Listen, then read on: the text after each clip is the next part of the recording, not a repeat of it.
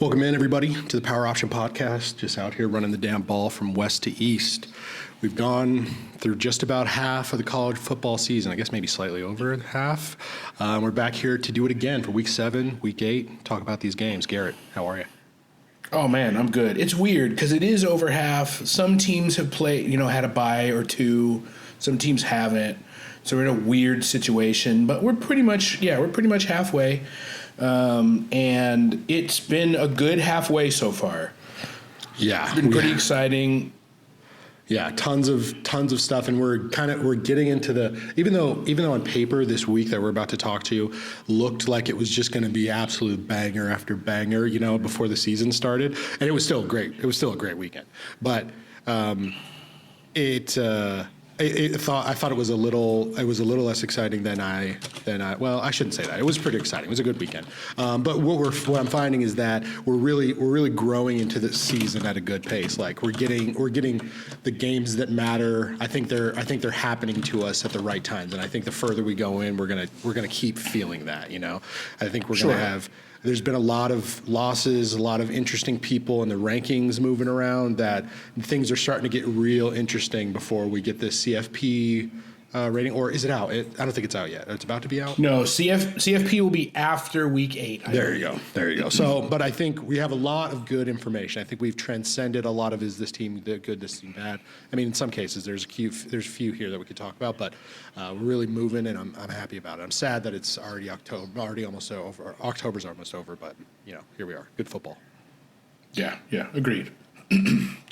All right. Damn it. Somebody just kicked you in the throat before we started.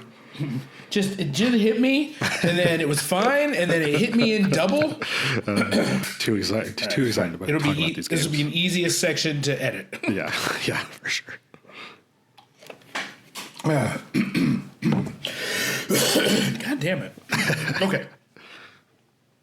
Brian, the number one thing I want to talk to you about is Ole Miss traveling to LSU for a game that I was at personally, which I know you're excited to hear me talk about it because this is an important thing to you. Yes. The people on the podcast might think this is a little masturbatory, and it is. We have to do it. This is more for me than it is for anybody else to get to talk about this. Yeah. So, just hit your jump forward 15 button a few times if you don't want to hear me talk about this. I'll say on my side before you get into it real quick, this may be the most I've ever been jealous of you in the entirety of knowing you, which has been since I was 0 years old. And right. And the biggest thing is because you got to see Death Valley in all its glory. You got to see. I mean, I'll let you get into it, but I'm also jealous because the one time that you go to Death Valley on your first time, you get to see Lane Kiffin's bitch ass lose too. It's just all coming together. One. Yeah, to lose like that. It's all coming together. I've never been more jealous. Anyways, but it's crazy. It's awesome that you're so close. You're a drive away. It's super cool. Here's the thing about it. If you would have had this experience and told me about it, I'd feel exactly the same way you did. I get it. And there's people that don't it's so funny. All my friends from here went to LSU and Auburn and Ole Miss and Alabama and Mississippi State. And so they just did this kind of stuff just to pass a day. You know what I mean? Yeah. They did it because they were in school and they get tickets, Right. So for the students there, a lot of them know it's a big deal, but others of them, it's just a thing that they're doing, So that was it was an interesting thing to see when I was there. It's not as a big deal to everybody as it is to me, because of course it isn't. I get it. Right? But I think that's a little twofold, because I know somebody who was an athletic trainer for the LSU football team, and she got to go to games for free on the sideline, sitting in the middle of Death Valley, hearing the wake of it. Her husband played in Death Valley at Southern Miss. They got the full experience, and they're both very like they're football lovers and stuff, but they're both kind of are like, yeah, LSU's cool, and like to your point, yes, I understand, but I think to help, for those of the, I mean, everybody who's listening probably knows us, but on the off chance that somebody's listening that doesn't know us, and maybe even for the people that do know us and don't quite understand, like I think our relationship as football people, you and me, and yes, we're brothers, and so that there is some of that, and we've always grown up really liking this thing. It's so epic because you got to see like a pantheon of this thing, and maybe I'm blowing college football a little too hard there. You're not. But it's just like we. You can look through history, and we have these places throughout history where we put so many people in front of other people to watch, warriors take battle and performers show us the best that they've ever done, from music to sports or whatever. And like this one again, I think everybody knows, but like this particular place is one of those premier pantheons, and not even just across college football or football, like across all of it. Like if there was somebody who came from Manchester United and got to sit lower bowl at Death Valley, their head would roll because of the type of things. I mean, if they love the stadium and those stuff, but like the atmosphere has got to be, I mean, you'll get into it, but it must have been so immense to the type of atmosphere that it had. Yeah. So to your point, there's two things about what you just said that I wanted to talk about, but the main one, because I don't know if I'll remember the second one by the time I finish this thought, but the main thing is, this was one of the top cathedrals of the most important regional sport that we have across the United States. True. Like, this is like Madison Square Garden. Yep. This is like Fenway Park. Yeah, the new Dallas Cowboys Stadium. Fenway Park, Yankees Stadium. It's there. Yes. Yeah. This is like Old Trafford. Like, this is one of the.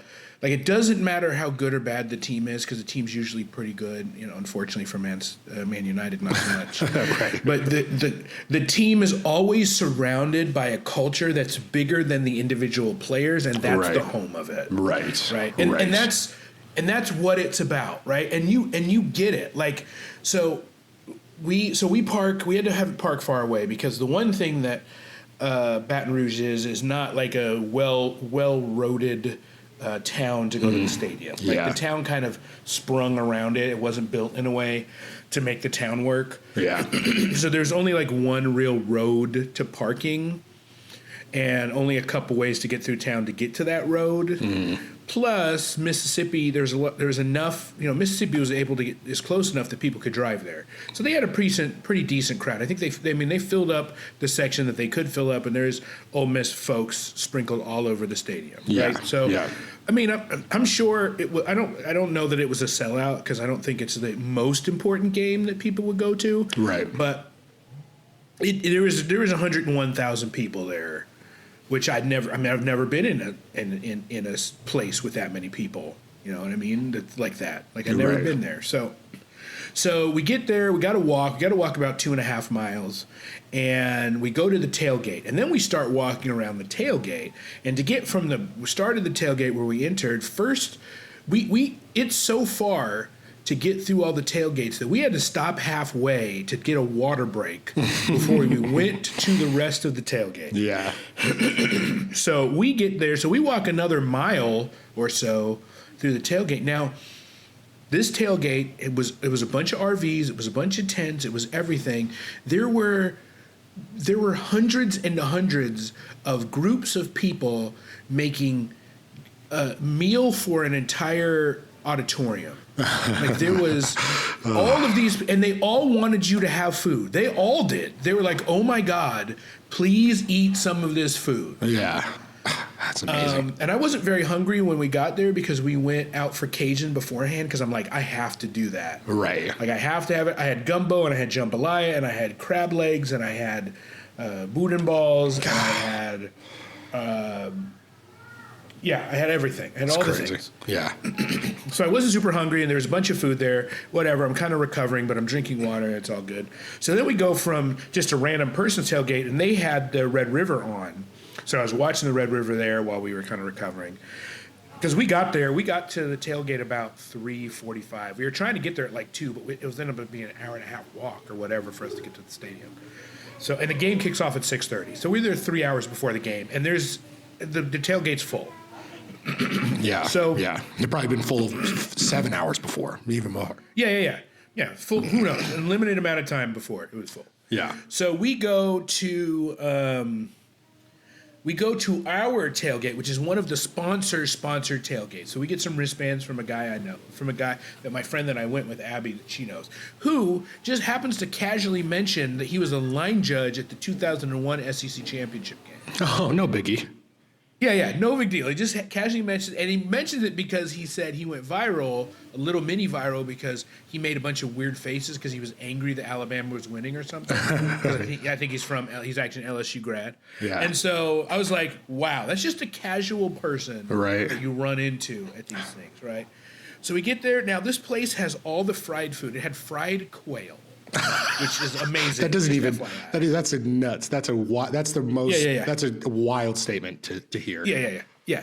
I just casually walked up and got some free fried quail Nuts. outside of the LSU game. So that's the atmosphere we're building here, right?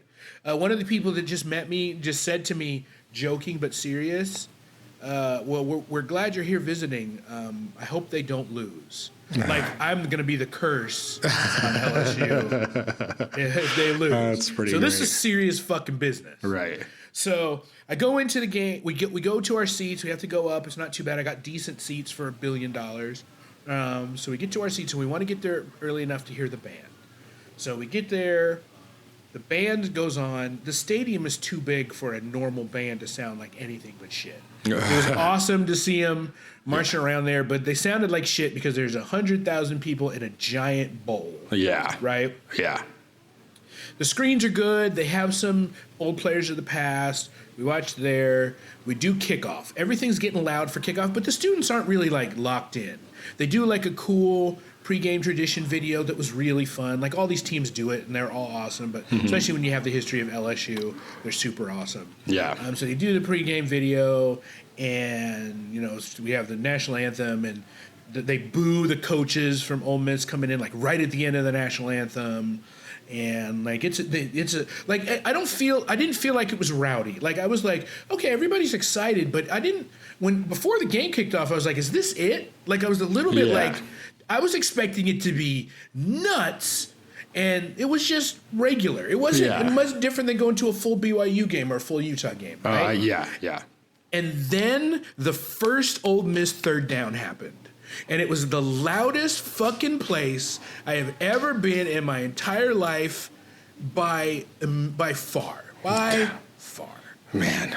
And They just brought it. Like when you think that stadium effects thing in the damn college football game, if you're on the field at that moment trying to think, that is serious fucking business. And so the students were ready.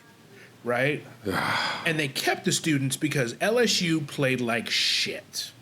Right? LSU played like crap. Gus Meyer, their quarterback, is not good. He's not particularly accurate. No. He doesn't like to run out of the pocket, even if he's got a big chunk of plays. He doesn't throw a great deep ball, even though those deep balls were kind of some of the things that save him. He's perfectly fine. Yeah. Right? The other problem that LSU made is that they could not run the ball at all. Got to establish that run game. You got it. They were legitimately getting their ass beat on the line running the ball. And I was like, I knew that Ole Miss, like, we talk about Ole Miss kind of from far away. Like, hey, we look at the stats and we watch the games and we know what we hear about them, right? Mm-hmm. I did not have the impression that Ole Miss's defensive line was a bunch of freaks, a bunch of studs. But they whipped LSU's ass on the line of scrimmage. Just every single run. If you took out the long run by Nussmeier, he had like a 13-yard run. They had like 84. They had like 70 yards of rushing. It was bad. Wild. Yeah. And so Ole Miss statistically looked way better than LSU for most of it. They looked better in the half. I was not expecting an LSU comeback. We got to the point where both of us, after we'd eaten, our stomach was getting a little upset, and she was, and we had a long walk back to the car. So she was like, "Hey, can we leave halfway through the third quarter?" And I'm like, "Yeah." Like, it's Ole Miss has looked better. LSU hasn't looked great. I've gotten the experience. It's wonderful, but I also understand that it would be much easier. We could take a lift to the car because there's not a million students out there if we go now, right? So fine. But then she starts feeling better, and then the game's closer, and LSU stays close, and LSU hangs around, and LSU gets a field goal, and then they make the drive, and then it's that final drive to tie the game, and he completes a decent pass in the end zone, in a place where, they didn't get sacked a lot. I don't think Ole Miss sacked LSU at all, which is one of the reasons that they were successful. Ole Miss didn't sack LSU at all. So when he had time there at the end and they had the right plays called, he was able to move it down the field and score the touchdown. So amazingly, we get to overtime. And then overtime happens and Ole Miss comes out and Ole Miss has a fine little drive, but they get sacked in that quarter. So they get sacked and pushed back, and so they only can get a field goal. And LSU had 6 sacks. So LSU was generating pressure very impressively on Jackson Dart, a guy who should be able to run out of it, who should be able to move, and he didn't. So LSU gets the ball, and I think, if I remember correctly, I think they only had one play in overtime. I think they only had the play to score the touchdown. They might have had 2 plays. I want to check real quick because it matters. No, it was their first play. They got the ball, boom, 25 yards, touchdown. Everybody goes nuts. Kids rush the field. The kids up with me are mad that they didn't rush the field. They're yelling at LSU fans. Oh, and I should mention that there was 4 LSU fans, 4 LSU just trust fund kids talking shit all game until that happened. And then they did a surrender cobra as the game happened, and everybody was throwing shit at them, and people were going fucking nuts around them. And it was already a long game before they went to overtime. It was like a 4.5-hour game because there's a bunch of reviews. And it just went slow, and it was just shittily played, but it was still the best game I've ever been to, the best experience. I couldn't have asked for anything more except for a game to beat Alabama to win something. You know what I mean? There's very few other games that were this high stakes that mattered this much because it keeps the winner in the playoffs, and they pulled it out even though they looked like shit. It was great. Yeah, man, that's so crazy. It's just so crazy because, and I don't know if this, I'm gonna gush a little bit, and I'm probably gonna give LSU more than they deserve here, but this LSU team feels like a pretty normal team that I would see Brian Kelly coach at Notre Dame during his time. Absolutely. They got stuff, they could be ranked at 13 or 6 or 25 or unranked, and I would have been not shocked by any of that. You lose. They're literally Penn State. They're literally just Penn State. Yeah, for sure. And and they come off a season where they lose just an absolute freak athlete in Jake Daniels, and so them being what they are, I'm expecting it, but the factor of all this, and I know Ole Miss is familiar with these type of situations, but to be this type of team and be Ole Miss and then have to deal with a team that maybe talent-wise you're a better thing if we really looked at all of the position by position, probably Ole Miss is more talented. Yes. Yeah, but the fact that you go there and not only do you have to deal with playing a team that is around you, but you also have to factor in a situation of you can't talk to anybody on a third down. You can't do anything. And then you're going deep into the fourth quarter, into overtime to get the win. The one guy who I know who played there, he played there and he also played at the Swamp during his time in college. And in Bolsonaro's, he was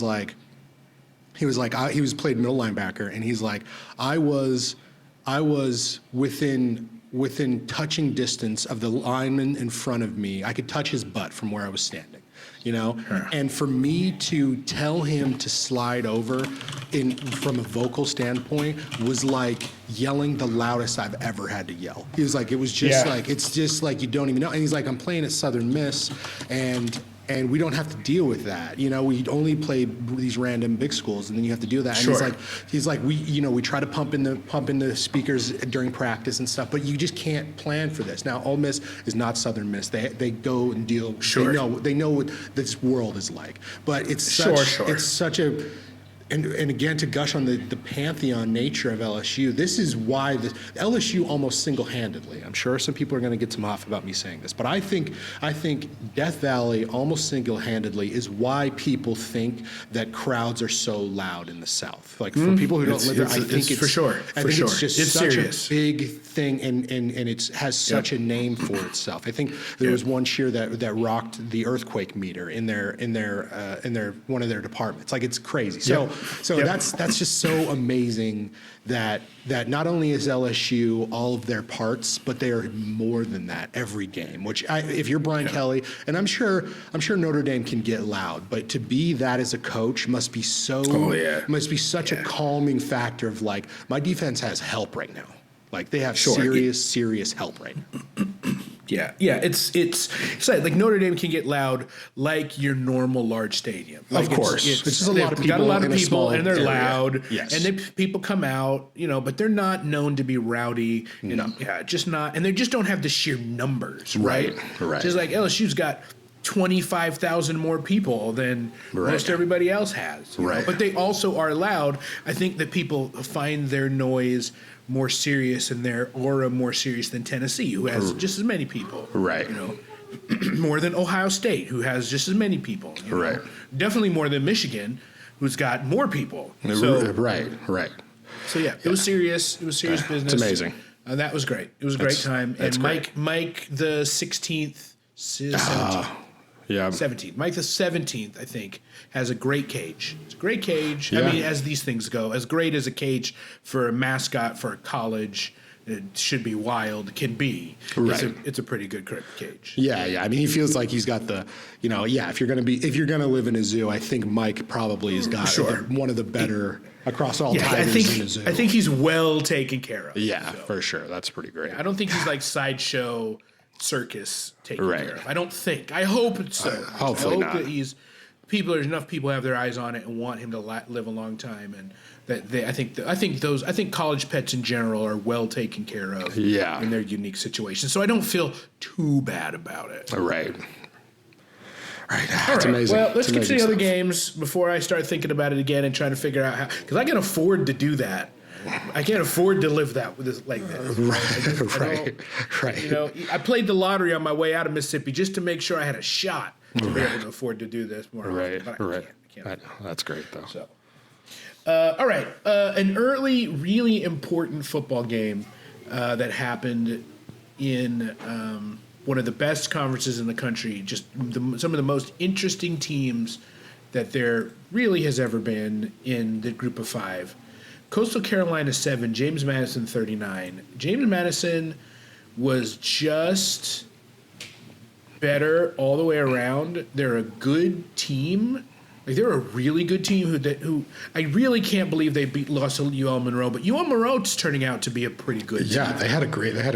They're putting down points. They're putting on some points. Yeah, they really did. But this is a team that scored 70 on North Carolina. So I'm surprised that they lost to ULM, even though I'm a huge ULM fan. So good for them. But anyway, James Madison just really, James Madison looked fine. They had a .03 EPA down the middle. They held Coastal Carolina to a negative .4 EPA per play. So they're scoring negative points in a drive. And it's hard to win a game. Like, all of this stuff was in the low percentiles. All their stats, red zone success rate, EPA per rush is in the 5th percentile, EPA per dropback in the 9th, yards per play in the 9th. They just absolutely, completely dominated Coastal Carolina, and that's impressive. That's a playoff-looking team right there. Yeah, it's got this at this point. This James Madison team has some notes of Liberty last year. Where they're gonna have to flex all the way to the end. There's Mountain West teams that are going to be there to try to take the spot, but at this point, James Madison has done they've done everything that they needed to. And the same, we'll eventually get to him, but it feels in the same era as like Genty with the Heisman. Like if he keeps doing it, just like, and then, who knows what could happen. And the same thing with James Madison. Like if they keep playing the games that they've been playing and doing it like they've been doing it, like they're not only a legitimate contender, but like somebody who can get one of those first round guys a loss, like James Madison. Yeah, absolutely. Yeah, absolutely. This James Madison plays Penn State. Penn State's got to be scared about that. This is a team that can beat a team. Yeah, this is a team that almost might be good enough to not be the 12th seed. If they win out, let me look at their. I don't generally want to stop for every time I play the schedule game, but I want to look at their schedule real quick. Yeah. So, Georgia Southern, Southern Mississippi, Georgia State, Old Dominion, App on the road, Marshall. Okay. Yeah. So there's no impressive win left, right? No. Well, actually, Marshall's decent. App State I think on the one road of the Georgia is fine. teams are decent. No, App State's bad. Yeah, but they're just not good. Yeah, like App State's just probably not very good. I want them to be good. That's why I said that, I guess. Yeah, and they'll be up for it. I mean, they'll be that'll be a very nice home game for App, even if they don't win. I mean, that's too bad App just fell off because that would have been a game day game. It would have been. At that part, maybe it wouldn't have been, but that could have been. It could have been, one. So would have been a playoff eliminator. But anyway, James Madison, good. I think that their schedule is manageable to win out. Yeah. Boise's only loss is against the number 2 best team in the country. Yeah. And so I think they still have they still got the advantage. But if they lose another game and James Madison doesn't, I mean, obviously Liberty's going to be around. Yeah. I think everybody doesn't think they're that good. I don't think so I think they're going to get credit for being undefeated again, but I think everybody's like, we did that already. Yeah. Can you maintain? Army and Navy is there. I don't like. I've been on this podcast and said I think Army of the two can sustain because their defense is like very good. Yeah, and they got a quarterback. No, Navy's got the better quarterback, but still. But yeah, I mean, Army this might be the most complete Army team I've ever watched. It's very good. It's very good. There's a very good team. So anyway, James Madison, good. Yeah. Army was the next team I want to talk about. We'll just go through them quick. They just beat the shit out of UAB. Really, I just put this in our marquee section just so I could laugh at Trent Dilfer and UAB.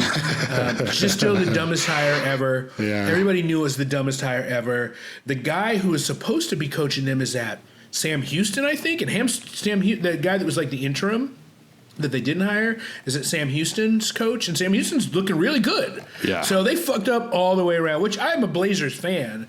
I drove by the stadium on my way out there, and I should note the stadium is directly next to the SEC headquarters. Yeah. So looking at UAB Stadium, it just means more. It's just the funniest thing. It blew my mind when I saw it. Yeah. And this is an interesting stat from the Army side of this thing. I don't think UAB is not that good, but Army pummeled them as they should have. But not only did they pummel them, but they didn't even do it in the normal military school fashion. I mean, they did it with the plays that they did, but they had possession of the ball 35 minutes compared to UAB had 24 minutes, and it feels like it feels like an Army team or a Navy team, whatever. But an Army team should, if they're going to win like this, that they would have the ball 100% of the time or something crazy. Sure. So they did it. They did it in a way where they were efficient by getting down the field in an offense that isn't always that, and they still managed to just look good. They can kind of pass the ball around. I need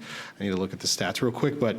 Yeah, I mean, he did pass a little bit. I mean, a touchdown. He had 102 yards passing, went 3 for 7. For an Army quarterback, it's an Army quarterback day. That's pretty great. And then on top of that, he had 136 yards rushing. He averaged 11 yards, so it's like 4 touchdowns rushing too. So I mean, they're quintessential Army for sure, but it's a really put together team. So I hope that they can get everything together.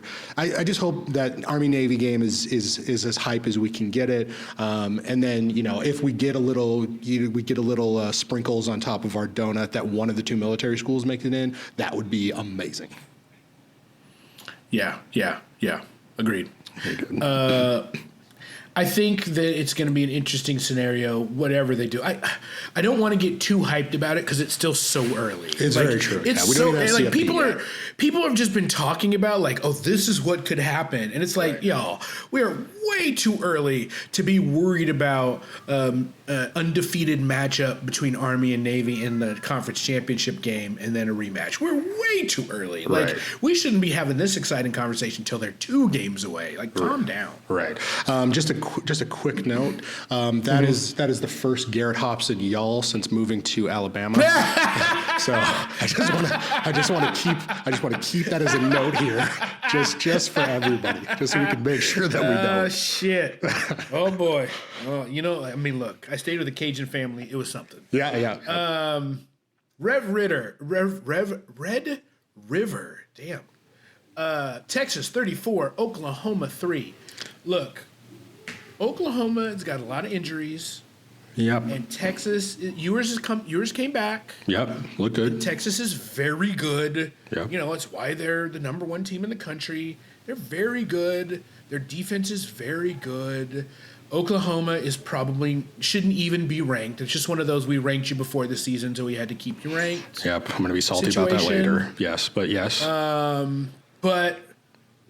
this was just, everybody wanted to have that feeling like, ooh, it's a rivalry game, and man, they had so many things against them. And I'm not going to sit here and pretend I wasn't the same. I hoped it was like going to be a rivalry game, but these two teams are not in the same category. They're just not in the same class. No, and I think this, when I said when we were talking about this last week that like, if Texas runs with a convincing win, then I think all of the Texas fans should feel comfortable in them being won and not be scared. Sure. Really believe they're back on those kind of things, because it is still the Red River Shootout. That is an important game you have to win. Yeah, you have to win it. It's a game that in a lot of years, one of these two teams has been very legit, and they've lost to the other one when they shouldn't have, and all of a sudden it's a big deal. So that is real, and so I can understand if somebody who's a Texas fan or if you're just generally hesitant on Texas, that you would hold on to that thought. But I think the offense is vibing. I think this is Sark showing why he got this job. It's why he's sort of like the offensive prowess that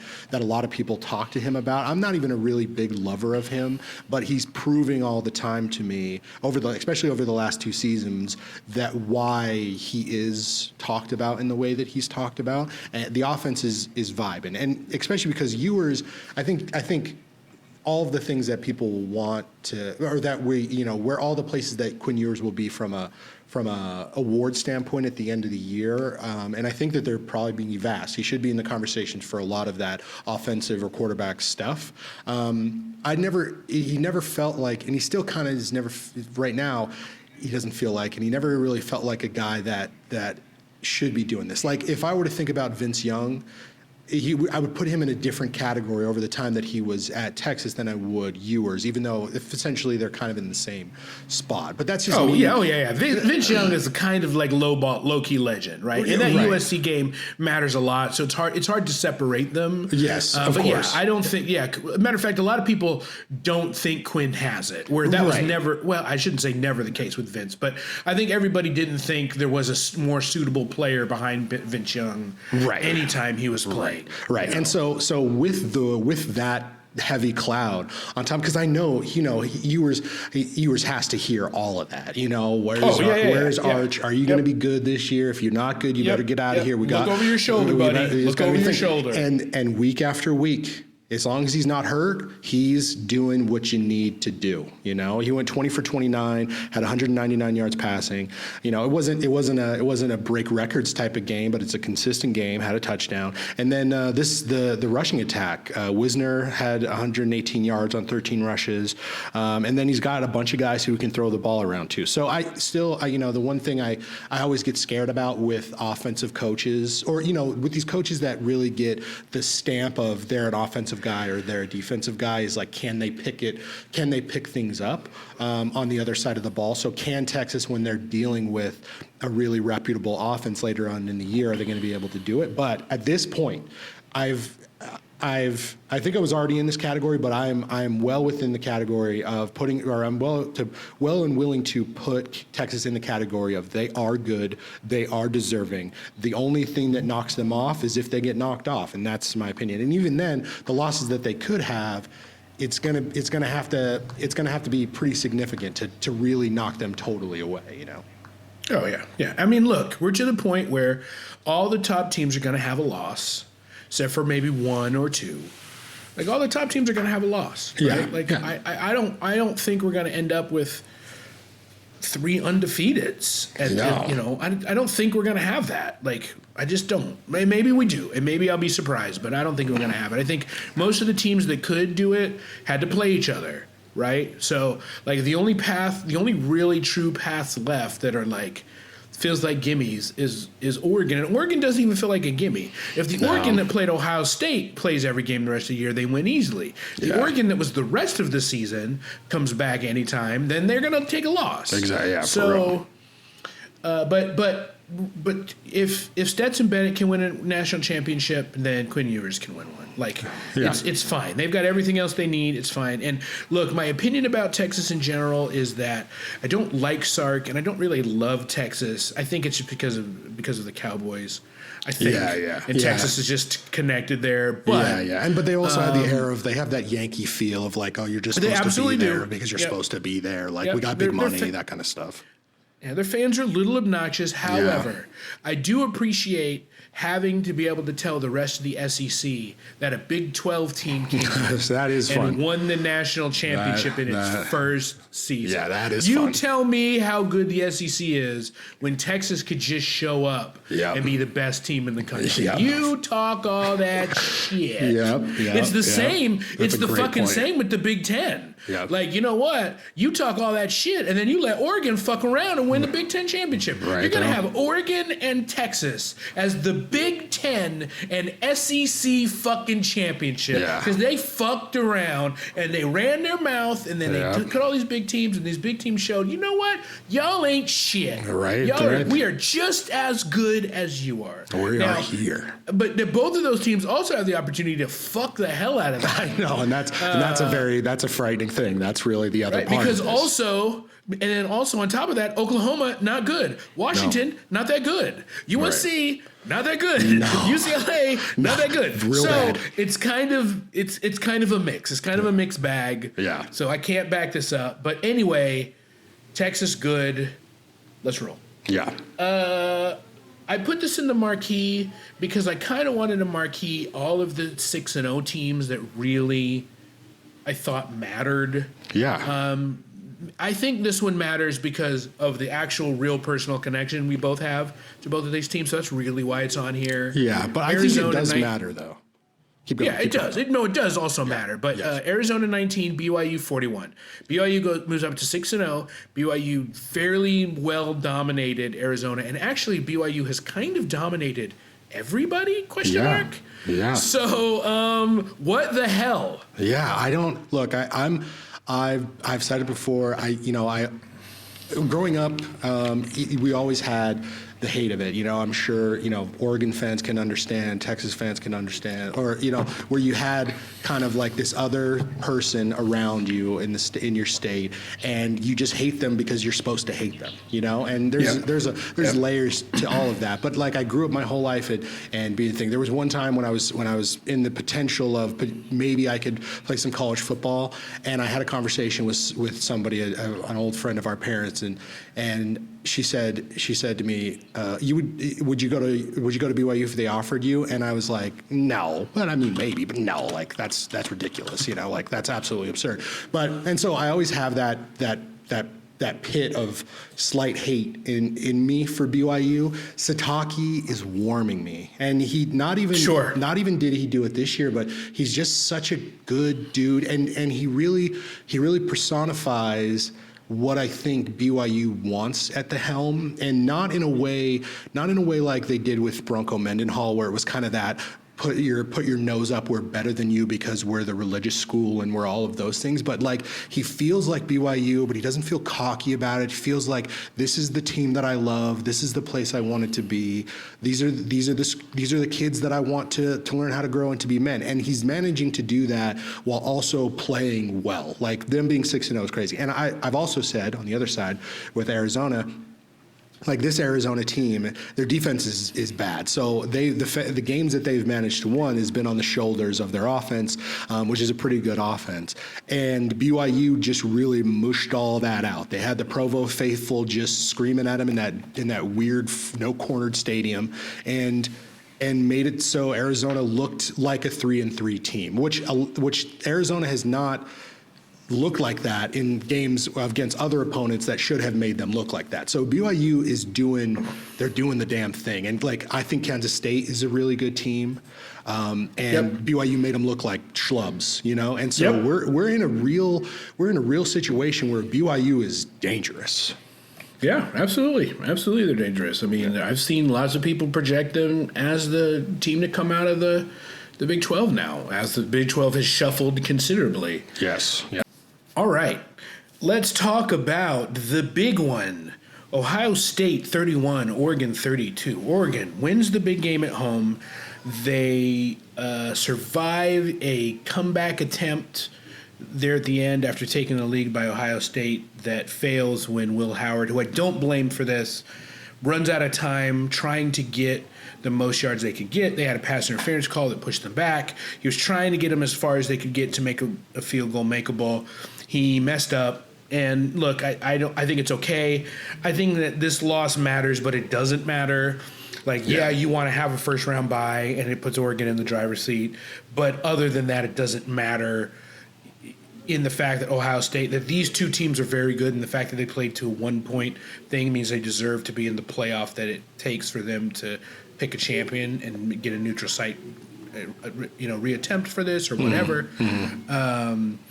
So yeah, it matters in that you get an eliminator. You have to play an eliminator game. You don't get to bye if that's what it breaks down to. But there's another loss potentially in here for Oregon. Yeah. There's, so but it was a well played game. Oregon was just a little better and a little tougher on defense. Stopped the Ohio State run game, and Dylan Gabriel was not bad. If they get that play all year and they get this all year, then Oregon is the best team in the country. If they were the Oregon before this game, then Ohio State I still think is the best team in the country. I would love to see them play Texas in a big game neutral for something. Yeah, I agree with that. I think to your first point about Will Howard, like, I just, there's just so many factors to him going to the thing. So it's so easy for us fans to sit on top of our pedestal going, oh, that's a terrible mistake. It's like he, he's a kid, first of all. And he hasn't done all of this that much. And to have to factor all of this in to get a chance field goal to happen in this time frame is like, it's fine. And they showed, he contributed at all times to this game being as close as it was throughout the whole game. I mean, throwing for 326 yards, he had great completion percentage, didn't even throw a touchdown. So like, he was as good as you, and he had a rushing touchdown too. So it's like he did everything he should have do. So it's easy to poke fun at a guy because he messed up one thing, but it's like, that's what are you going to do? And not only that, he messed up one thing after a loophole happens that we didn't even know existed, and the NCAA had to make a new rule for. So it's like, all of that is, it's fine. I think both of these teams are very dangerous. Oregon has shown that they can be the best football team today. And in every one of their games. I don't know if this always applies. I think that maybe they play this game 5 times and Ohio State probably wins most of those games, maybe at least 3 of them. But up until now, Oregon has done the thing that is necessary to be in the consideration of where they are. And now they've done it against the best team who I agree with you. I think even prior to this game, I thought Ohio State was the best team in the country. I'm definitely willing to say that. But on the off chance that it was debatable, or in how much this loss hits, I don't even know if it hurts their overall promise for that. So both teams just had big offensive days. Super fun to see them both look good, and I'm happy that it was such a big game. But the offenses are vibing right now, currently, at least for Oregon. And the Oregon defense is not what they were last year. They're actually they're a defense, which is another thing I wasn't necessarily expecting to say. So it's pretty cool. Yeah. I feel like both of these teams have a long way to go in the rest of the big games, but it's just a great matchup to see, and I really think both of these teams are going to see at the end. Fantastic, just 5 stars for that. Yep. 5 stars for that. All right, let's go through some of the other notables real quick. First thing we need to talk about is Austin Genty, who is at he's at 1,247 yards off 124 carries with 17 touchdowns into the 7th week of the season. 10 yards a rush, gets half a point, more than half a point every time he runs. He's crazy, and I just keep hoping this continues. Yeah, me too. I really want to see it. First of all, I'm always want there to be running back in the contention for the Heisman, and in legitimate contention for the Heisman. Like, regardless of where they're coming from, I like the fact that so many quarterbacks win it always bums me out a little bit, So, I wouldn't even say, I would just say non-quarterbacks being in contention for the Heisman is fun to me.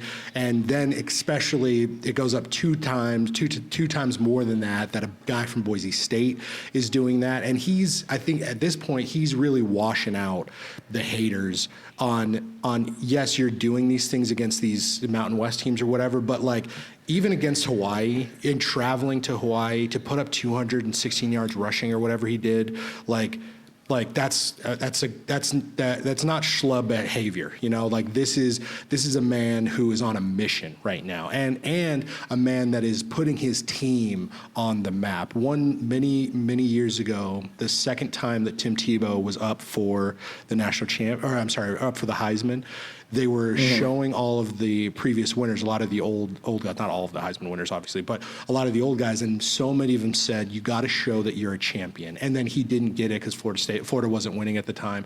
And I really hold on to that thought a lot. And I think that that's what Genty, he already has an uphill battle, but he continues to show that he's a winner, and he continues to put a team on the map to do that winning. And I think if that happens, he's going to be there. I don't know. I might be getting my hopes up. I probably am, but it's fun to watch, man. This kid is crazy. Yeah. It's like a player, the quarterback at Houston, Case Keenum. It's like a Case Keenum situation where the number is so good that you have to be included. You have to be in the list because the number is so good. It doesn't matter who you're playing against, that number just doesn't happen. You know what I mean? Yeah. So, like to do it plays and plays. It's crazy. So Genty watch is still hot as ever. Utah travels to Arizona State and loses 19-27. It's kind of over big picture for Utah this year. Yeah. I think it was Cam ruled out, I believe, officially. I think so, out for the season. Yeah. And they have a crash test dummy at quarterback. So it's just not going to work for Utah, so we're kind of done talking about them this year. They'll probably have to spoil somebody's year, but this isn't even a team I'm confident is better than Colorado, and that's disappointing. Yeah. They got big win for Arizona State, 5-1. Yeah, Scattaboo is fun. That's another running back. He's really doing it. Because if you had told me that Arizona State was going to look like they do this year, I think regardless of what I thought about Utah, I would have been like, no, that's ridiculous. And they're doing some stuff. So it's interesting, especially because Tempe, I'm going to throw a little salt the Arizonans' way. Like, especially up there in Tempe, they're not great fans. Like the Arizona fan, and I don't think it's the fault of them. You have access to so many sports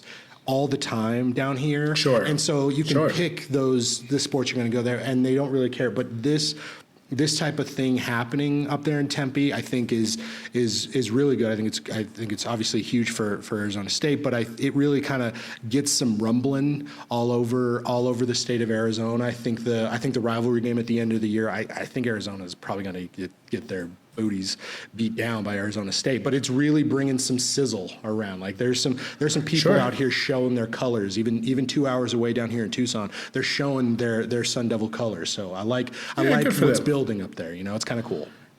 Yeah, good for them. Hey, yeah. I mean, do I think it's going to be BYU versus Arizona State in the conference championship game? Probably not, but good for them. Yeah, it's cool. Yeah, cool for Arizona State. Yeah. Alabama survives, came against South Carolina. Look, unfortunately or fortunately, depending on your point of view, Alabama's not great. It's still very possible they're gonna steal a playoff spot, even though they're not great, because a bunch of the other teams that are left aren't great. But they're not great, and I like their coach very much. And look, there's no reason that they have to be great. They're kind of losing their minds about Alabama, and I can hear the local radio being really frustrated about it. But all in all, it's still like around the top 10 team, that's got talent everywhere. So they'll be fine. Yeah. But they didn't look great against South Carolina. Yeah, who is is another one of those just most 3-3 kind of squads. Like they probably should have won some games, and they definitely should have lost some games. So it's like the frustrating thing about Alabama is that I wish, and they never will, I know we talked about this a little bit before, I know they never will, but I just wish Alabama fans could have some level of perspective on the thing, sure. not even what Kalen DeBoer is. We can, if you think that he should be better, sure. If you want to just rate him singularly, I'm fine with that. But like the dude that left the helm prior to Kalen DeBoer is like, it's just so ridiculous for me for anybody to not expect there should be some fall off. And right now, sure. I mean, this over the course of the last couple of years that even Saban was here, this isn't even technically a fall off, like by this time in the middle of the season, the last 3 years, Saban could have looked exactly like this. And we would have been a little worried about Alabama, and a lot more people would be talking shit, but like the fall off is thing. So I wish they don't have to. They have the two greatest coaches of college football that have ever lived. And so they won't. Alabama fans are never going to have perspective, and they don't really have to, but it's frustrating because I also like DeBoer a lot, and I do want him to do well, but it's just I wish they would have a little bit more perspective, even though Alabama is not really that good. It's not as good as the rest of the SEC, the rest of the big teams in the SEC, I should say. I mean, I think they're probably equally good as them. I think they're a long, even game against Georgia. Georgia's probably a little bit better. A Tennessee team that's flawed. There's good at like Texas, obviously, but it's like the elite are still much better. But Alabama's in the mix of the rest of the teams, right? They could. They're just like LSU could be Ole Miss, and Ole Miss is Ole Miss, and all that stuff. So yeah, that's a good point. So let's see. Let's move on to Penn State's furious comeback, where they beat USC on the road, 33-30. USC really should have won this game. They were up like 20-3. It was up something stupid. Yeah, they were up 20-6 going into halftime. Yeah. They led at the half and somehow found a way to piss it down their leg. Penn State ultimately was better throughout the game, and Penn State's offense looked decent, which is good. They haven't had an opportunity to look decent. Obviously we don't expect a lot out of the USC defense. They turned Drew Aller over a bunch, but he had a good number day anyway. But I still think Penn State's not great, and USC is obviously not better, right? Yeah. So, I think this is a game. Even though it looks bad, if we look at it just quarter by quarter, Penn State did the thing that big good teams do is they don't get frazzled by a first half. They have the depth that is necessary to win against a USC team that's not great, but it's getting better. Like just the defense alone. I thought that they were a peewee squad last year, and they figured out a way to kind of get some of that back. Well, I think in a lot of ways they got it back.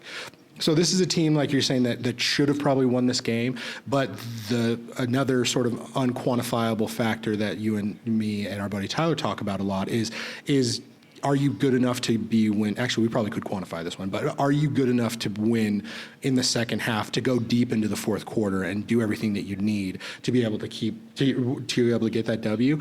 This for me, I think of the two of us, I like Franklin and Penn State more. I usually give them a little bit more of a pass than you would, and so I won't deny my bias here, but even though I don't think that this is a Penn State that can win a national championship, I do think it's a Penn State that is showing that they are probably for the first time in the last 5 years, I don't know when, that they could go to Ohio State, they could go to definitely Michigan, because Michigan's booty, but they could go to the big schools and get wins, even though they likely won't. I think that right now Franklin is really showing his war chest. He's really showing that he is a good coach and he can do those things. It's so early still, especially for Penn State when we're talking about Penn State rules, but the confidence is growing within me that they could do something like Oregon on a bad day. Penn State, I think, can get them. I don't know if they can do that with Ohio State. I don't know if they can do that with Texas. I don't think they could do that with the top four, whatever. But I think that they're building into something that is potentially dangerous to big schools. Yeah. I don't know. Yeah, well, I know. I guess we'll see. Early. It's like but always. Penn State rules. I know it's very early. Yeah, we'll see. Pitt is 6-0. They beat Cal at home 15-17. Look, Pitt's also not great, but 6-0 is 6-0, and a Cal team that's very gamey. I'm surprised Cal's 0-3 in the ACC, but they're gamey. But Pitt's 6-0. That's really just what I wanted to mention with Pitt's 6-0. Love to see the Pitt boys there. Love to see it. I don't know what it means. Probably doesn't mean anything, but actually, you know what? I do know what it means.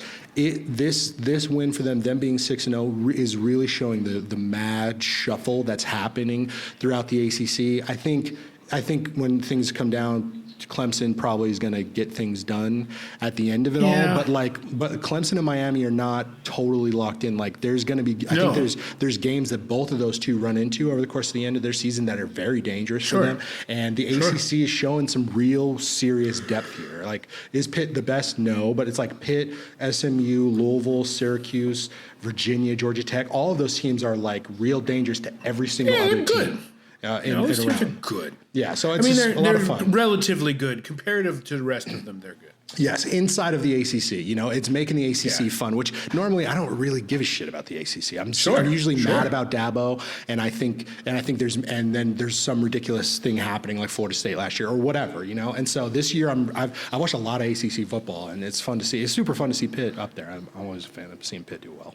Yeah, Virginia's 4-2, Louisville's 4-2. Like fine. Yeah, that's cool.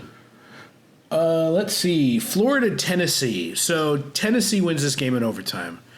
Tennessee is not great. No. All right. Tennessee's offense is if it doesn't work, if you can make it not work, it doesn't work great. Their defense is good. They're a good team, but they're certainly beatable. They certainly have off days, especially when the offense isn't humming. And Florida should have went for 2. Because they scored late to kind of take it to overtime. They were the worst team, and they were kind of holding the baton there at the end, and they could have really went for the kill instead of just delaying it in overtime, giving Tennessee another even opportunity, the better team. When you're not the better team and you got a chance to win, you got to try to win. I just think you got to try to win when you're Florida. Because if you don't try to win, you still have more of a chance to lose. When you start making it an even game from that point, you're probably going to lose. So you got to take the advantage to win that you have, and they didn't do it. But Tennessee 5-1, still a good team. Florida, I think, eventually is going to fire Napier. I just don't think they're where they want to be. No, they can't. At this point, they got to be salty about it. Like those Swamp, everybody's down there has got to be salty about it. Because Tennessee, like this is not. I think Florida's very bad. I don't think they're good at all. And they have a schedule. They have a schedule of a bunch of just killers as compared to them, and they just can't get things quite done. Yeah, I don't think Napier is gonna make it through. They should have. It's unfortunate they did. I don't know if they should have won this game, but it is unfortunate that they didn't. Well, I don't think Tennessee. I don't know. I think Tennessee is annoying, but it's more like a fly in the room than a monster that you have to deal with. Sure. Yeah. All right, let's see. Iowa State is 6-0. They beat West Virginia on the road 28-16. Iowa State is, fine. They're fine. They have a decent defense. They've got a productive offense. They're a very Matt Campbell-y looking team, and Matt Campbell always got a team that's good enough to be around and win 9 games. And fine, they're fine. Am I excited to think about the possibility that they're going to be in the Big 12 championship game? No, but they're fine. Yeah, I mean they've shown, especially based on the shuffle also of the Big 12, that they've shown that they can do things. They have UCF, Texas Tech at home. They go to Kansas. They have Cincy at home. They go to Utah. They have Kansas State at home. So by what I believe I know about the Big 12, they could win every single one of those games until they have to play Kansas State, and then even Kansas State is something. So all of a sudden, not a gimme. Yeah. So all of a sudden, if we're at that point. We're at that point at the end of the season, I'm going to feel in a whole bunch of different ways about Iowa State. But they really kind of have to. I don't think I'm the only one that would say that they have to kind of earn a lot of people's respect. I think it's a good Iowa State team, but they have a good coach who coaches them well, and they've been around, especially the last couple of years. But I hope that they keep going. I really like to see the mix up that keeps happening. So. Yeah, agreed. Quick note: Vandy is 4-2. They beat Kentucky 20-13. That's just a big road win for Vandy. On top of it was the kind of game that they said, you know what? It's great that we beat Alabama, but if we don't come out and beat Kentucky, it's just a fluke, right? Yeah, and they went out and beat Kentucky. So Vandy's a good team. I mean, they're going to go bowling. They're going to ruin somebody's day again. Good, solid team, Vandy. Yeah, Pavia, 15 for 18, 143 yards, 2 touchdowns. I think he had no rushing touchdowns. So, yeah, I mean, they got a good coach. They got a quarterback that is doing stuff. Vandy it's just fun that we're talking about Vandy being 4-2, and they won against a crazy game. So, yeah, it's cool. Yeah, somebody I was listening to, I can't remember who. I think it was Godfrey, Stephen Godfrey from podcast Ain't Play Nobody and Split Zone Duo. He said that this team felt like it was better than any of the really good James Franklin teams that he had at Vandy. And that's saying something, because that was the only good teams they've had in Vandy in forever. And this team feels better than that. So that's pretty impressive. Yeah, totally. Finally, Mississippi State 31, Georgia 41. What?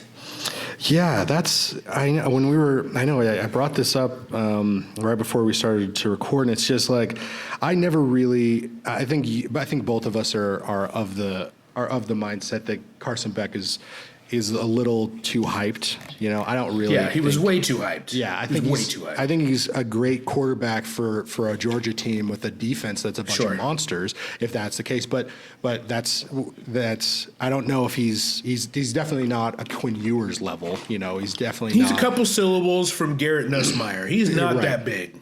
Right, and even I'm saying that, but he did pass his face off. He passed for 459 yards, went 36 for 48, 2 touchdowns. And now, what I think that says, the two things I want to talk about is the fact that Beck did all of that is because they don't have a running back. They don't know what Etienne is supposed to be really, really crazy good, and he had 35 yards rushing. I mean, between 3 guys, they barely had 100 yards. They had more than 100 yards, but rushing, but that was it. And so the Georgia offense is looking real schlubby. But the weirder part about all of this is that Mississippi State is 1-5. And they looked like a team that could beat Georgia. I didn't watch that much of this game, but the fact that they only lost this game by 10 points is such a hurtful thing for the normal prowess of a Kirby defense that it makes me genuinely worried about the nature of Georgia as they finish their season. Like I think that they're way more flawed than I thought that last week, and now I'm genuinely worried about it. Yeah, I mean they're also one of those teams that's good and can win and probably can beat most everybody, and you won't be surprised to see them at a 7 seed. And fine. Yeah, and they probably fine. have the It's best perfectly coach in fine. college football right now. I would say Kirby Smart. I think he's that guy. Yeah, he is that guy. At least he's in the pantheon of very, very good coaches. Yeah. And they have very, very much talent. And Yes. both of those things are going to go a whole hell of a lot. Yeah. All right, let's hit the top 25 that came out Sunday. I really thought that Oregon was going to be number one, but I guess most people understood correctly that Texas was going to stay there. So I don't know why I had the wrong read on that. But maybe it's just because I thought so highly of Ohio State. Maybe I'm the only one that thought as highly of Ohio State as I did. Yeah. And that if you squeak that kind of game out, that's the biggest test that anybody could have and the biggest win. But it's fine. I don't think it's a bad thing to think that Texas is the best team in the country. I think it's fine. Yeah. So yeah. Texas, Oregon, Penn State, Ohio State, Georgia, that's your top 5. Ohio State falls down to 4, which is just a fine place for them to be. Yeah. I was shocked to see Penn State at 3, but I think that up until this point, because of all of the other dumbness that we're about to talk about the AP Top 25. It's fine for all of those guys to be where they are. I kind of wish Miami, who we're about to get into, was maybe in that mix, but that's not even because I have like a super great case for it, other than them being 6-0. But it's like all 5 of those teams are fine. Oregon and Texas are number 1 tied, whatever. Yeah. The fact that Penn State's up to 3, good for Penn State. Yeah. I just don't think they're that good. I don't think they're the 3rd best team in the country. Yeah, I'm fine I feel with that. I feel like they lose to the other top 4, and I think they have a coin flip games against 6 through 8. I just don't think they're. But their preseason ranking plus their number, like it's fine. It doesn't bother me. I just don't think they're that good. Yeah. Right. Your next 5: Miami at 6, Alabama at 7, LSU at 8, Iowa State at 9, and Clemson at 10. If Clemson is as good as they want you to think they are by their scores, then Clemson is a top 5 team. Yeah. I don't know that they are, but if they are, it's crazy. Yeah. I think if I can, I don't want to do this because he makes every year he stays there. He makes me hate him more. But Sure. If we look at back in time at Dabo and I separate the man from his art, then he's a guy that can coach up any squad of his to be very, very dangerous. And maybe he's growing it into, he has all the factors that he wants. He's not doing transfer stuff. He's not abiding by this college football meta, and he's been around. So I think I don't know if he is legit because the ACC is so weird, but it's fine. I have way bigger problem that Alabama is still as high as they are versus Clemson being up there. But as we talk about all the time, like I don't know how much all of this matters. I'm just salty about things. It's just like Alabama. Alabama is not better than LSU or Iowa State or Clemson or Tennessee or Notre Dame or BYU. Like they're not as good. They should be way further down. But whatever. I can understand they were there, so they should be there. Blah blah blah. So I don't have a big problem with Alabama. I have a problem with LSU moving up 5 spots because they looked mostly like trash against Ole Miss. And to think that team that played that game, they shouldn't have walked away with Ole Miss. Ole Miss, success rate was just better. Like LSU, that game should have been over. And so, LSU came back, and it's a win against a number, whatever. And I don't know for sure how good Iowa State is, but I don't think they're as good. LSU is as good as Clemson, and I'm not sure they're as good as Tennessee. And I'm not sure they're as good as Notre Dame, and I'm not sure they're as good as BYU. But that's where the line is.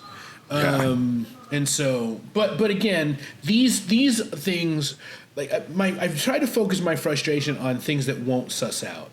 These things will suss out. If LSU is good, they'll be up there at the end of the season. If Alabama's good, they'll be there at the end of the season. It's it's potentially possible that Miami and Clemson are both teams that deserve to be in the playoff, and they might not be. That's where my frustration is going to lie a little bit more than these ones in intra-conference. Like Penn State, even though I don't love them at 3, they're going to get figured out.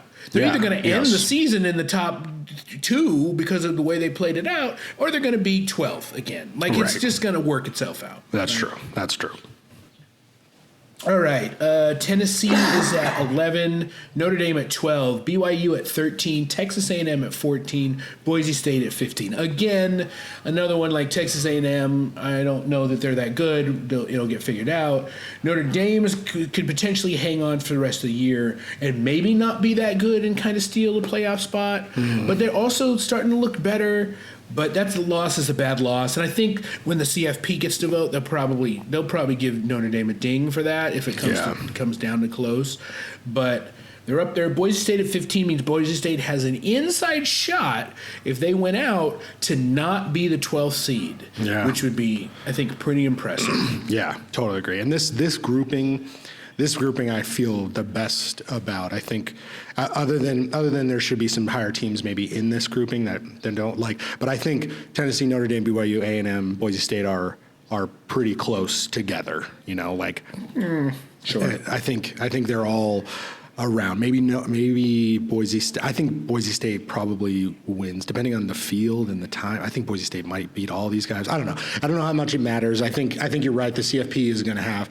This is going to be an area that the CFP is going to really shake things up as they evaluate things. But I like this grouping of teams, and I hope Boise State keeps doing what they're doing. I hope BYU keeps doing what they're doing. Yeah, that's fine. Yeah.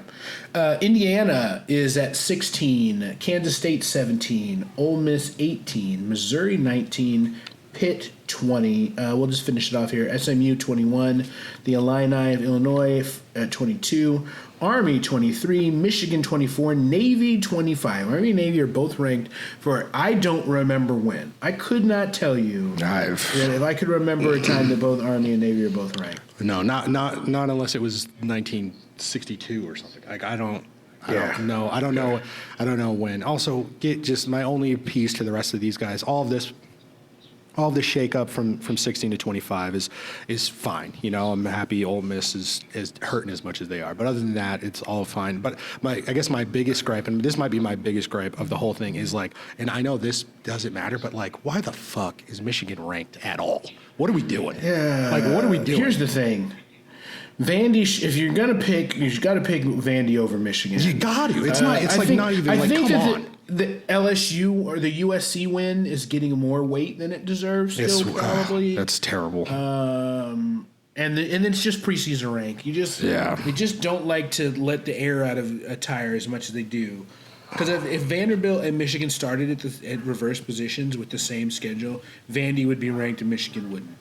So I hope that you're right, but I don't even know if that's the case. Maybe I don't. I guess if Michigan beat Alabama, they'd probably shoot back. No. I think if Vandy starts the season ranked and Michigan does, you know, or Michigan's low or whatever, but Vandy still does everything that they've done up until this point, I think it feels like the fact that Michigan's even still there, I feel like the voters would be like, or the AP would be like, oh no, Michigan should be in because they're Michigan. Like it's just irritating as hell. Yeah, it's fine.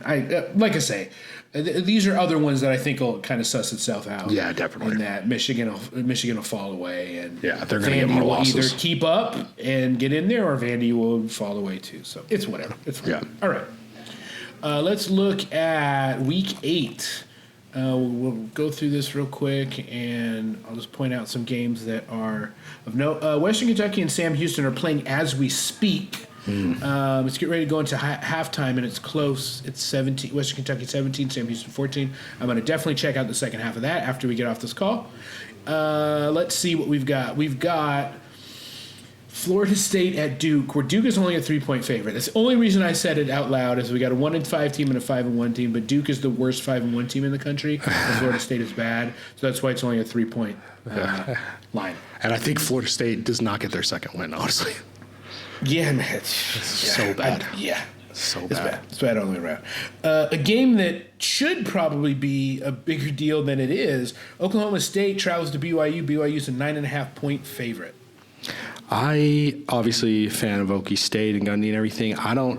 this is like what I kind of, especially over the last 2 years, like especially like last year. Last year Oklahoma State was like in it for way longer than they should have. They just kept winning these weird games and stuff. And I felt like they should have been a 3-3 team at 6 weeks into the season last year. I think that this is an appropriate level for this Oklahoma State teams, and I think BYU is going to beat the pants off them. I think 9.5 spread is fine. Over under is 52.5. So I think some points are going to be scored, but I think in Provo, BYU rolling, I think they're going to blow the pants off Okie State. Yeah, I think that's true. I think that's true too. Yeah.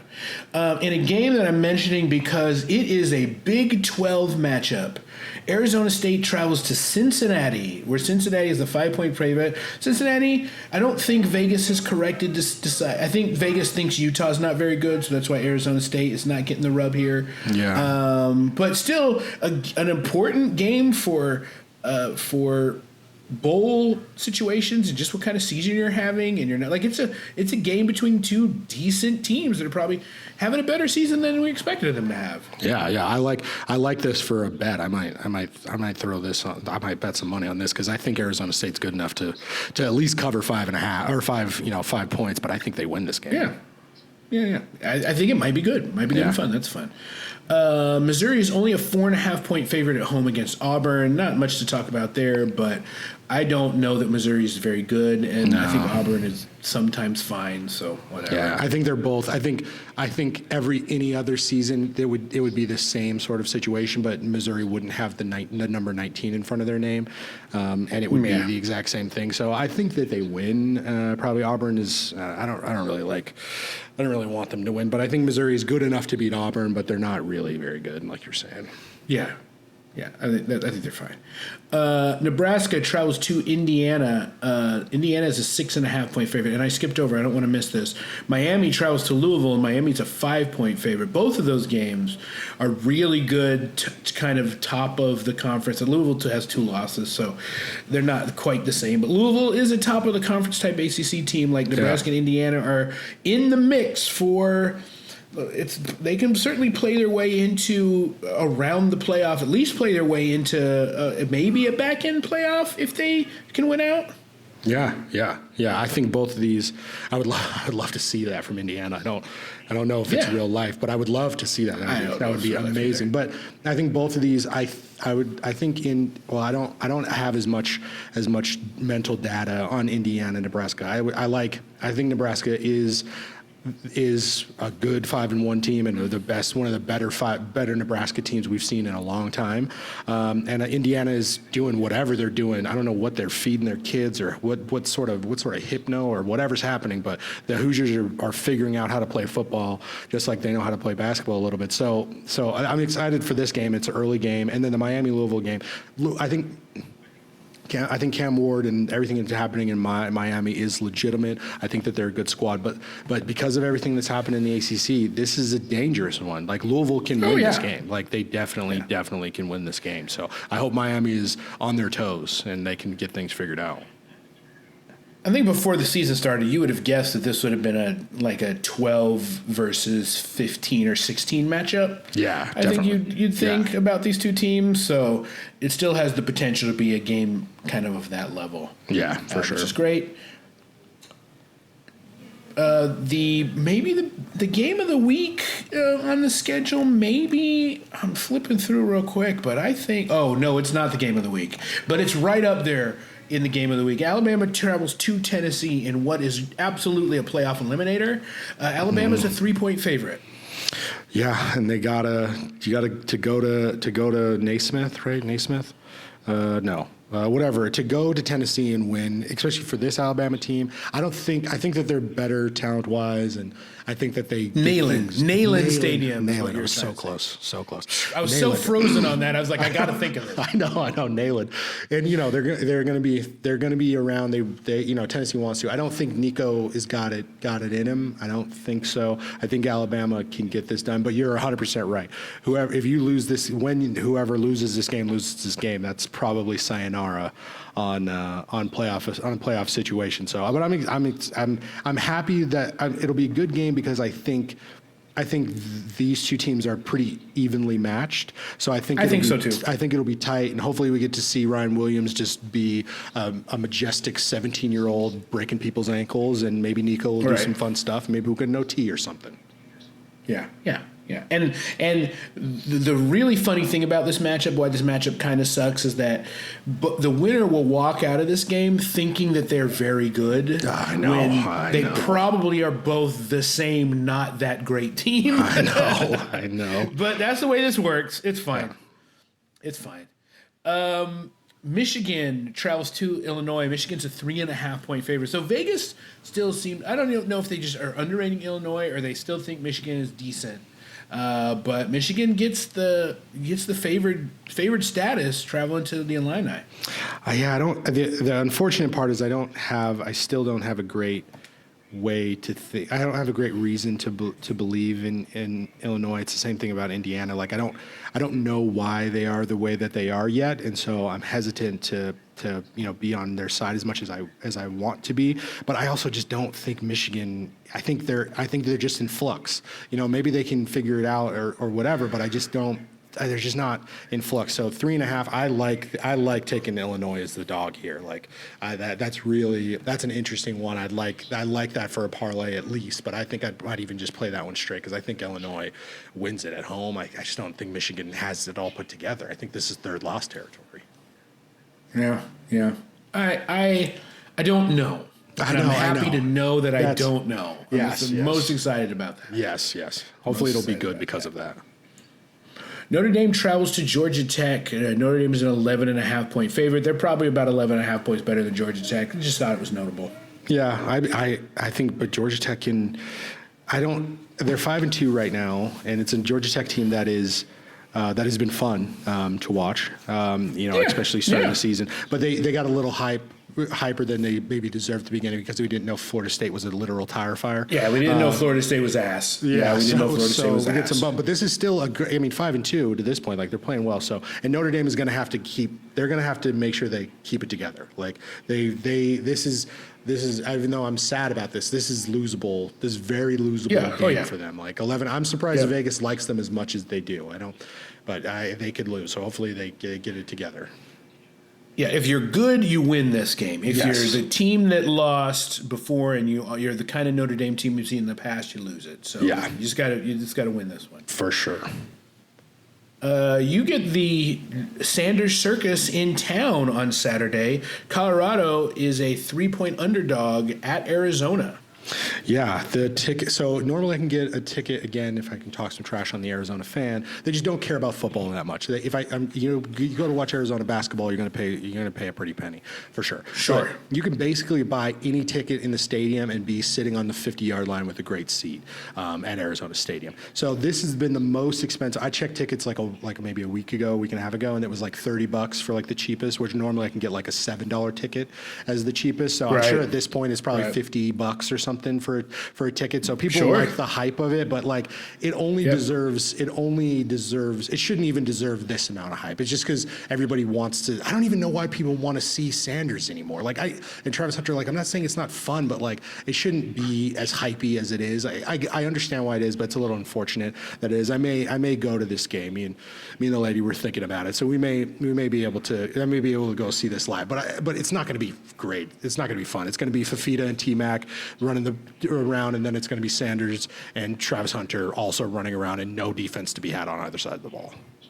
Yeah, you're going to have playmakers out there, and you're going to have a little bit of sloppiness, and you're going to probably have over under is 58. I think the higher the better on that, more than likely. So, but Travis Hunter's going to play, and so you get to see Travis Hunter. Getting to see Travis Hunter live might be a unique experience. So. I can understand at least a little bit of the hype, even though these are both not good teams. Yeah. James Madison travels to Georgia Southern. James Madison's a 9.5-point favorite. A good team on James Madison's potential path to the playoff. Yeah, this is one of those Vegas lines that I don't. Not to say that Georgia Southern isn't. They're not bad, especially even by Sun Belt reasons. Like they're around, but because of what James Madison has been so far this year, I'm surprised that it's only 9.5 points. I think that they're going to score their faces off and they could win this game by 14 or at least. But I don't. Maybe Vegas. No, this is the kind of thing that I see this line and I go, Vegas knows something I don't know. Like Sure, this is sure. one of those things I think like the I don't same understand. thing. Yeah, so it scares me. I probably stay away from throwing some money at it, but I think James Madison definitely wins by 10. That feels fine. Yeah, I like it. LSU is a 2.5 point favorite at Arkansas. Again, if I haven't mentioned this, LSU is not that good. It's a very losable game on the road at Arkansas. And again, if Arkansas wins, they'll walk away thinking they beat someone good, but it's fine. No, and I don't think that they did. But what I got off the Arkansas train so I could just relieve myself of the stress of wanting them to win some games. But they've been managing to do some stuff. So I hope that this is another one where they're trying to figure out a way to finish off games, and they have the potential to do that. I'm not gonna give myself the full lull into a sleep where I think Arkansas can actually do that, but it's in the air, and I mean Vegas believes it too. And like you're saying, LSU just like Nussmeier could get caught up, and a bunch of stuff that could happen for LSU to just waggle their way into a loss here. And by the numbers, it looks like a bad loss, like you were saying, but it's not even really. Like this is a way close. These are two pretty close teams, like as compared to what the numbers are saying. Sure, agreed. Okay, I want to point out these sets of games because they are really indicative of the way college football is right now. We have these are all kind of in the 6:30, 6:45 period, but on one side of the games we have one of the marquee groups of 5 games of the week. North Texas travels to Memphis. Memphis is a 12-point favorite. And we have the marquee P2 game. We have Georgia traveling to Texas, where Georgia is a 5-point favorite, and that North Texas Memphis Georgia's a 5-point dog. Yeah, sorry, Georgia's a 5-point dog. Yeah, Texas is a 5-point favorite. Yes, the over/unders for those two games: 66.5 North Texas Memphis and 56 Georgia Texas. Okay, so let me get to my point. The other two games across from that in the same period, outside of the Kansas State at West Virginia game, but that also kind of sits here too. It's good teams traveling to average teams. Kansas State traveling to West Virginia. Kansas State's a 3-point favorite. UCF traveling to Iowa State. Iowa State's a 13.5-point favorite. And that's got a 55.5 and 49.5 over/under. There's two very different kind of games that are going to be happening on both sides of that. Yeah. It's. I'm happy that you brought it up like that because it does. That's the most. It's so college football-y.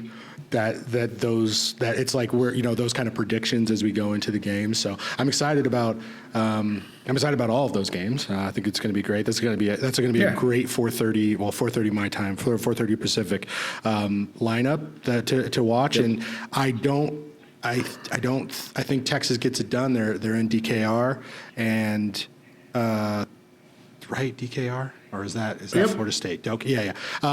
And they're there, and I think Carson Beck is going to have to do everything to get Georgia over this hump.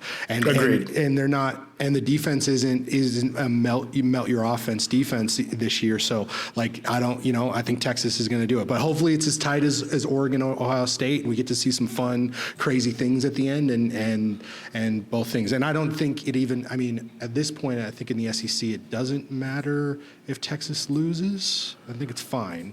Because they don't have a loss, so it's definitely fine. But this kind of it's not the end all be all for Texas to run out of here with a loss. Ranking wise, it doesn't matter. I don't think the CFP is going to be too mad at them, but I think they get things. Sure. Yeah, agreed. All right, let's see. Last game I want to mention, I should make a note. UNLV travels to Oregon State. UNLV is a 7-point favorite. 5-1 UNLV traveling to Oregon State. I think hopefully they get it done, and they keep riding this weird UNLV wave that they're on. But I'm happy about it. They're very good, especially offensively, so that should be fun. And to close out the night, I mention this only because it should be. I'm surprised that Utah's a 4.5-point favorite at home against TCU, but that kind of talks about where both of these teams are right now. That it's just like, oh boy, 3-3 TCU, 4-2 Utah. This may not be a very good game. No, I don't expect it to. It's all, and this is the part of the night where like I'm still watching football, but I'm kind of doing other stuff, and so this might be one of those times where I go like, I'm gonna go watch Succession or something. Yeah, time to do something else. For sure. Here. All right, man. Well, let's get out of here so I can catch the second half of this other game. And we've been talking about them long enough, but it was a fun thing to talk about. The LSU game. It was a good week, and we're headed to the home stretch. Yep, in the back half now. Thanks for listening, folks. Yep. Bye.